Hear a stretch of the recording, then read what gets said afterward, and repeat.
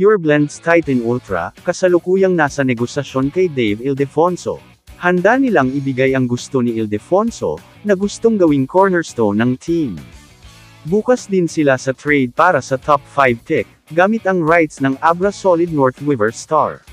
Interesado rin kay Dave Ildefonso ang Converge, NLEX, at Rain or Shine. Ang Titan Ultra ay nakikipag-usap kay Ildefonso, bukas sa mga opsyon sa pangangalakal. Ang Titan Ultra Giant Risers ay nakikipag-usap kay Dave Ildefonso, na handang tugunan ang kanyang mga hinihingi sa kontrata ng rookie. Nakikita nila siya bilang isang potensyal na pundasyon para sa koponan.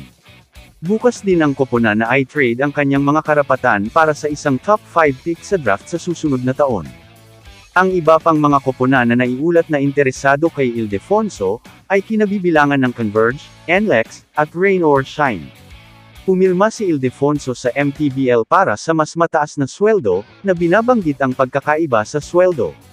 Si Dave Ildefonso ang number 5 pick sa PBA draft, ay pumirma sa Abra Weavers ng MPBL para sa mas mataas na sweldo, na 420,000 kada buwan, kumpara sa 200,000 na alok mula sa Northport. Ipinapakita nito ang agwat ng sweldo sa pagitan ng mga top at lower draft pick. Binalak sana ng PBA na itaas ang sweldo ng rookie ngunit hindi pa. Itinatampok ng hakbang ni Ildefonso, ang pangangailangan para sa mas magandang sweldo. Gusto pa rin ni Dave Ildefonso na maglaro sa PBA. Siya ay bukas din sa isang posibleng trade.